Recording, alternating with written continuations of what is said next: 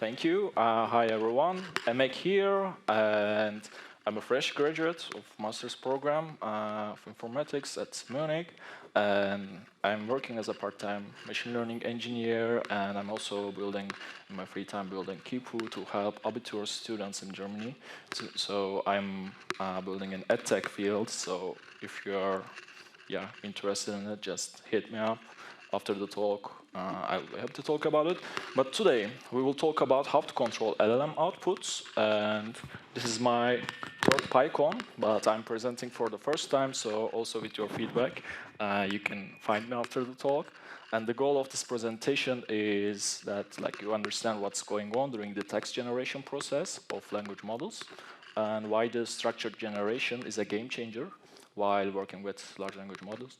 And also, what are the libraries you can use in your projects? So, let's start. So the structure is going from fundamentals to a bit practical implementation. We will shortly talk about theoretical concepts and what are we trying to achieve. Then we will talk about how to use these concepts in practice. And then we will have a look at the structured generation approaches and the libraries and tools that we can use in the projects. And hopefully we will have some time for Q&A as well.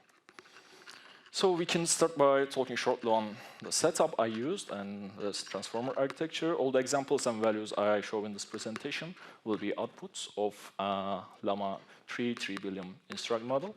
But these are independent from the model type, so you can also test out with other models, and this can be reproduced. And for this presentation, we accept a transformer model as a black box.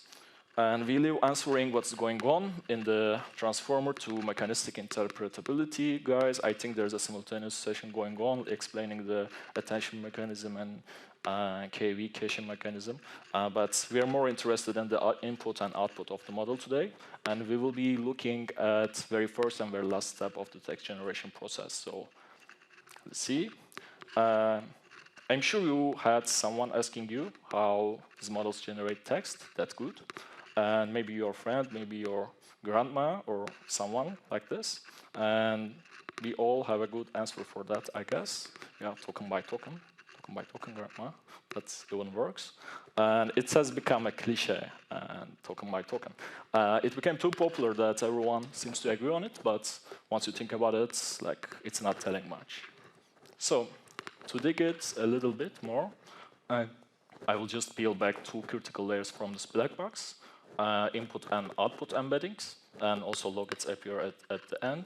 But we're not considering them as part of the model, the logits. But so we said basics, right? So token, quick definition, building blocks of the text in LLMs, processed in the LLMs. So let's say they are words of the models, and as they are words of the models, the collection of them, of course, the vocabulary. And each model family has its own tokenization approach and vocabulary in different sizes and different shapes. And for LLAMA, we have 128,000 tokens in the vocabulary, and except the special tokens, of course. And then we have the input embedding matrices. So each token is represented with 3,000 dimensional vector, and these vectors are learned during pre-training, training of the model. And here in this example, as we have 5 tokens and a vector to represent each of them, this is 5 times 3,000 embedding metrics, and this is the input of this black box model. So this matrix corresponds to the model's internal representations of the input, of our input. Then it goes through many attention and MLP layers, which is the black box part. And we are not interested in that part. And in the end, we have output embeddings. Despite having the same shape here, as you can see, output embeddings have a different purpose. They project model states onto possible next tokens. So taking our transformed representation of our input, we perform a dot product with the output embedding matrix, and it produces raw logit values. And the logits are actual outputs of the model. So these are not token, this is the actual output, but the logits are the actual output. And they are deterministic, so every time we get the same logit for the same input, and it has the shape for, yeah, for now it's like 5 to 128K for each token. So yeah, it looks like this. Each column represents one of our 5 input tokens, and each row is a potential next token. So higher values indicate tokens that model thinks like most likely to follow, and these exact numbers will always be produced again. And this is where we can interview to control generation process. And managing and manipulating these large metrics efficiently is a practical challenge. So during the training, these scores are used to calculate loss as well to for the backpropagation purposes, and they create the signal to update the model weights. But for now, we will focus on the last column, and it's the one that is used for selecting next token. And as you can see, the expected continuation of the model has already high score compared to others. So these are raw confidence scores. As we said, they can range from -infinity to +infinity. And individual values have little meaning in isolation from the others. The relative differences between logits reveal token preferences of the model for the continuation. And we can also consider them as like strength of evidence to proceed in that direction. The deterministic calculation, same input, same output, and we can start by defining simplest sampler here. The sampling process is the selecting which token to proceed with. So greedy sampler is the simplest form. It's just taking the highest logit value and continuing with it. So it generates the same output all the time, no randomness included, no fun, and it's very efficient because it's just selecting the maximum. And it generates some sequence for the same input, so no randomness at all.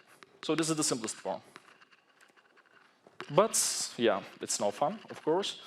So what we can do is we can apply softmax normalization to the logit values here, and in the end, they turn into a probability distribution.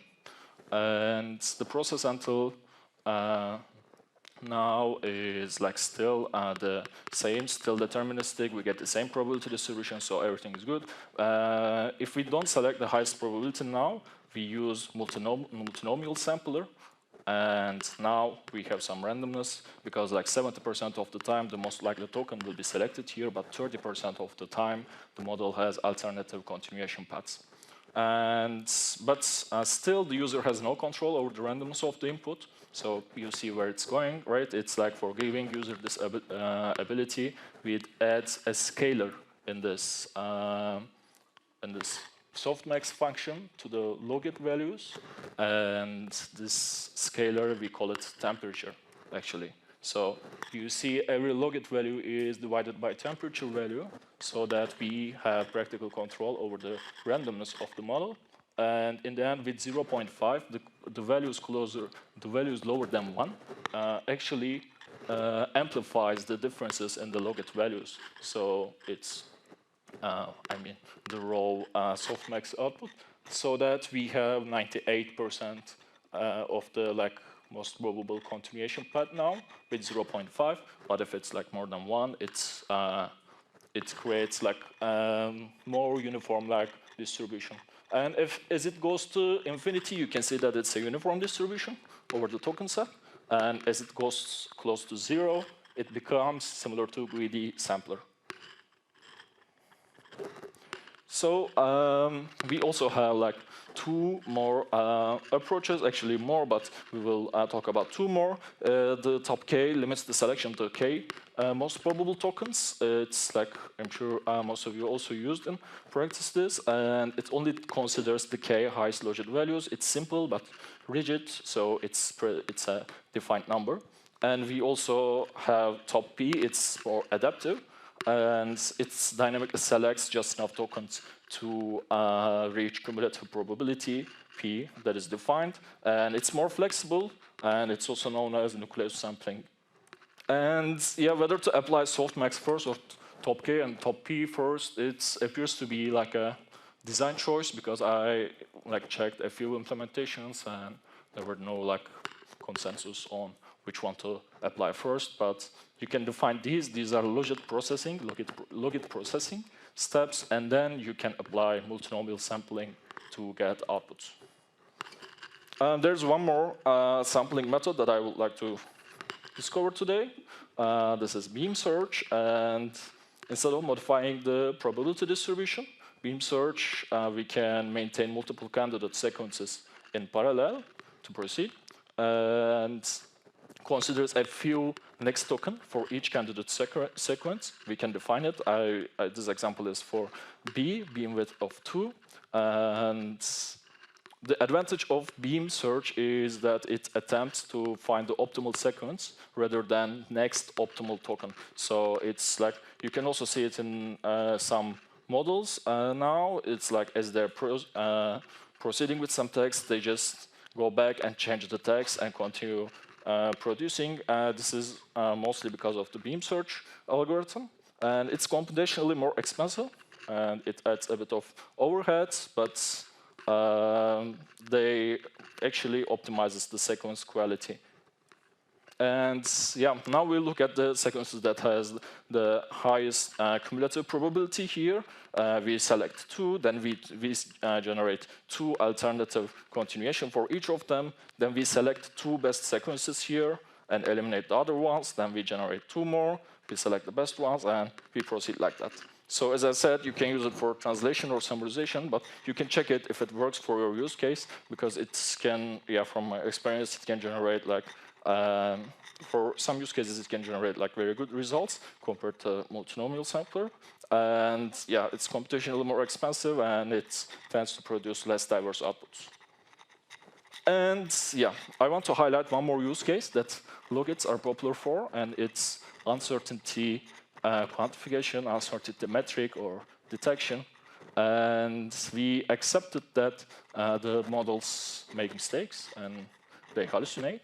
But it's still problematic that like there is not a single way of solving these problems. But at least we can predict when the model is likely to make a mistake and start producing like gibberish information. So another use of logits here is like defining uncertainty metrics. And the first technique is simply taking the highest probability after sampling and use it as a confidence score. And it works for simple cases, but we also have margin of confidence. It takes the highest probability, and highest 2 probabilities actually, and check the difference between them to assess model certainty. And entropy considers the full probability distributions, not only the highest probability or the top 2 probabilities. But these are all probability-based approaches, so they apply after softmax. And we can apply logit-based uncertainty quantification as well. And we will not go into much detail here, but there are 2 types of uncertainty, aleatoric and epistemic. Epistemic uncertainty in the research, and when it's aleatoric, it's like model knows multiple correct answers. So there's evidence in multiple directions to proceed with. And the epistemic uncertainty is like model is not certain about how to proceed, what to answer. So the strength of evidence is accumulated during training, and it is actually reflected into these logit values. So if we check the example here, these logit values, we get the same probability distributions. However, the model's confidence on its answers seem to be higher in the second case. And for such cases, logit-based approaches are more popular, and they thought to be more effective. And I added 2 papers on the resources. You can check them on the pre-talks, and you can just find more information there if you're interested. So let's get back to sampling and talk a bit about structure generation. So it's basically like making model follow some criteria, like generating valid JSON or following some rules that we define. And it's a game changer. If you think about like if you use structure generation or not, you probably like 90-95% of the time you need, because if you want to use large language models in like production level systems, it's really helpful, and it eliminates the need for post-processing, and the outputs are directly compatible with the downstream systems. So I strongly suggest you if you haven't checked that. If you use if you use it in production level system, as I said, like it's also important. And one thing you can do is like you can elaborate on a prompt, and you can cross fingers, hit send, and sometimes you win. Sometimes you get structured outputs, or like you just need to add one more instruction to the prompt.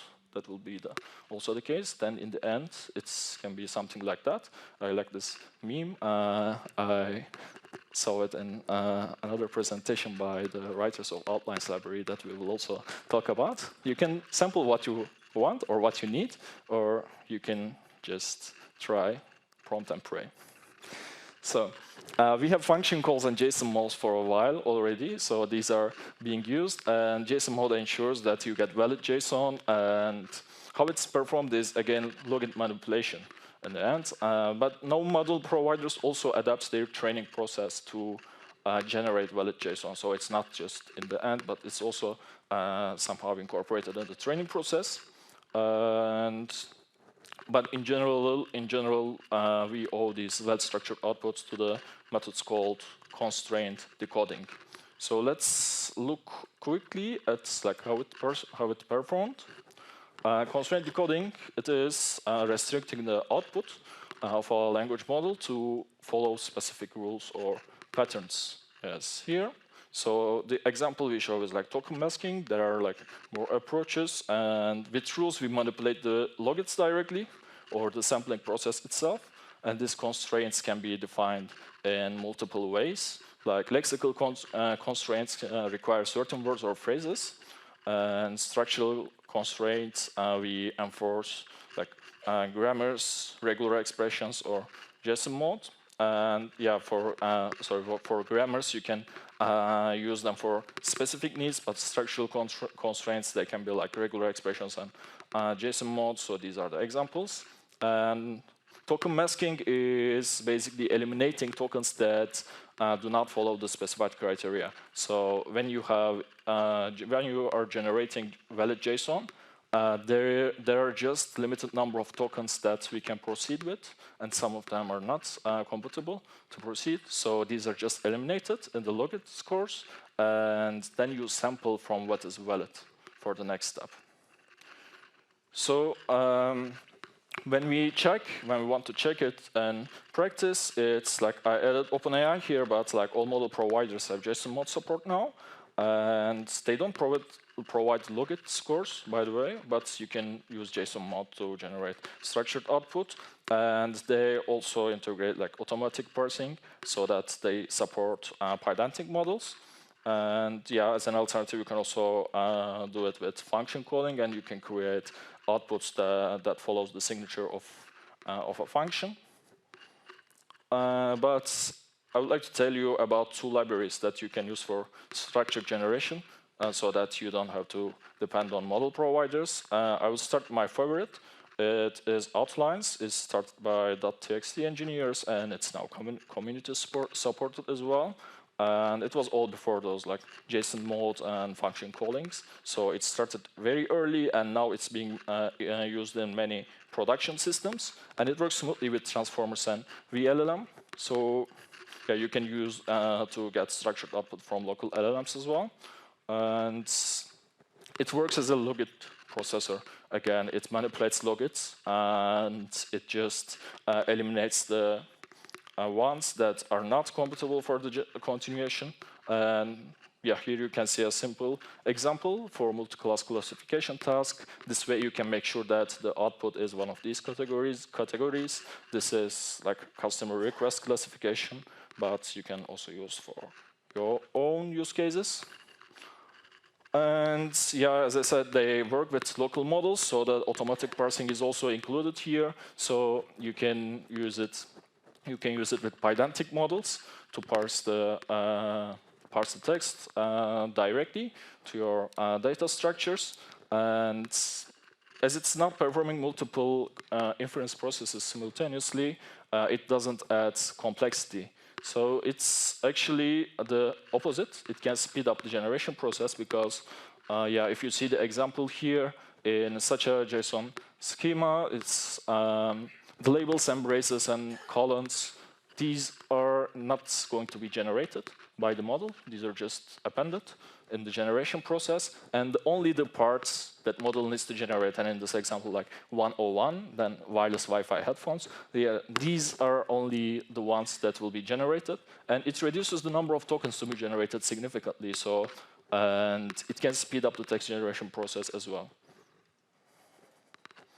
And with outlines, you can also generate text valid to some regular expressions you define. It's useful for text normalization use cases or giving users some flexibility in interaction, or you can use it for your own use case. And context-free grammars, it's like I'm not an expert on this topic, but I just tested out for this presentation actually, and it's cool. And you can define grammars for your specific needs. It's basically like coding your sampler or logit processor, and yeah, test it out if you have like a specific use case. I definitely suggest, and the context-free grammars are defined with the structure called Lark language, so you can check it out as well.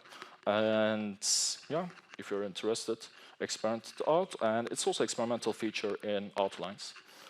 And lastly, the samplers we have discussed today are also supported at outlines library. So if you want to experiment them directly, you can just use outlines, and you can test your use case with multiple samplers and see like which one works better for your use case.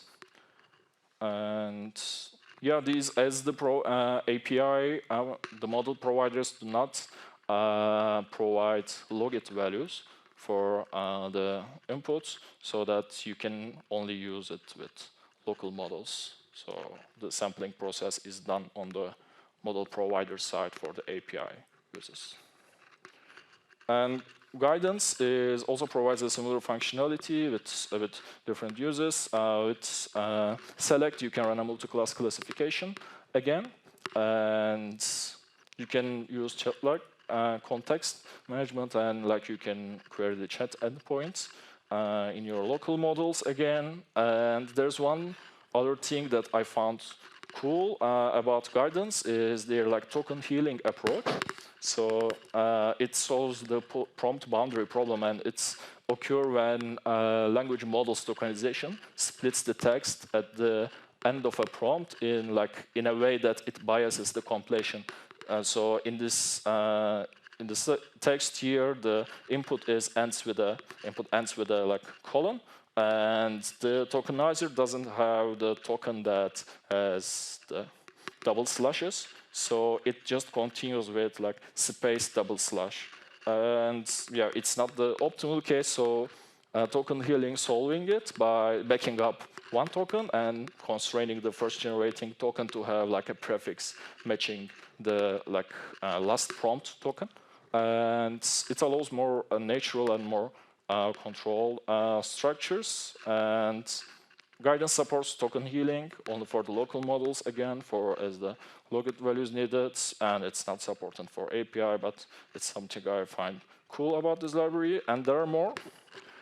Structured generation has an active community, so you can check, and libraries are evolving, improving rapidly. So I suggest you to try some of them and see which one is like more suitable for your use case. So yeah, thanks a lot. I have uploaded all the supplementary material, and yeah, I'm looking forward to your questions. And if you want to discuss more on EdTech or in general in structured generation, logit values, just feel free to reach me out. Thank you.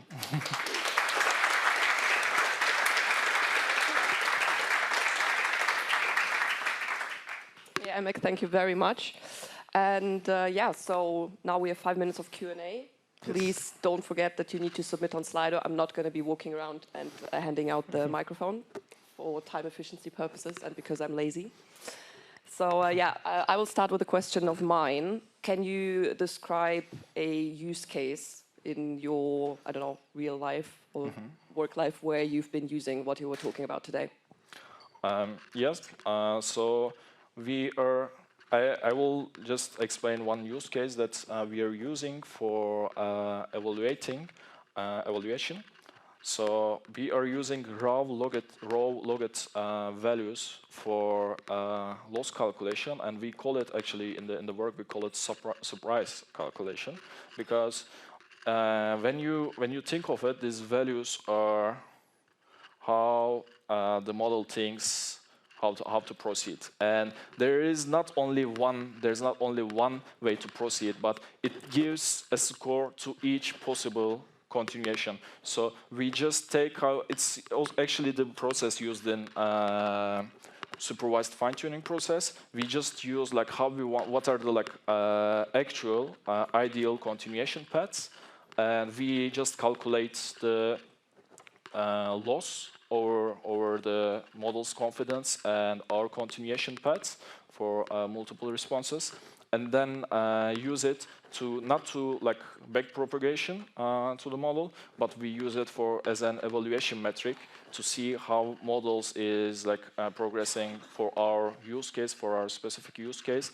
And this is the loss is the surprise actually, like how surprising our output to model is. And as this surprise factor getting lower and lower, getting closer to zero, it means for us that the model gets amplifying our use case in its weights, and it's getting better, and we are using for evaluating the prompts we are testing out. Slido, but we have a question from the audience, so she's moderating. Okay, I will not comment on that. I'll make an exception. I'll walk over and hand over the microphone. Sorry, maybe my email provider. My question is, a lot of people use LLMs now for classification tasks. And do you think there's a way to merge, similar logits? Like, for example, if you do sentiment classification and you just look for the token positive and negative, you may want to also consider other positive and negative sentiment logits in the whole space. So I was just wondering if you had any thoughts on this pattern. Yes, so it's you mean in the generation process, many tokens that can gives the hint that it's a positive, and the many tokens that can give hint to that's a negative sentiment. So incorporating it. So it's a specific use case. So it's not like selecting one of these like 4 use cases, but if you think like there are possible continuation lines in the text that gives the hint of like positive, and you can also do not have to like rely on one or two logit values, but you can also take like a sequence and incorporate it. But it will require, for such a specific case, it will require like a specific logit processor definition in the end. But in general, when the models like the logit scores, confidence scores, is like masked by such an approach, is like this basic, from like an Occam's razor point of view, very basic classification can also work, and like includes like different sentiments in just yes, but it means like strength of evidence from a lot of different information points. So this can also work from like the simplest approach, but you can test out with different custom logit processors in this case. Awesome. There are 2 more questions. However, unfortunately, the 30 minutes are over. So you will find Emek in the break and at the pub quiz tonight as well. So I'll advertise it one more time. And thank you, Emek, very much. Thank you. And thank you, guys, for listening. So yeah, a round of applause, please. Thank you.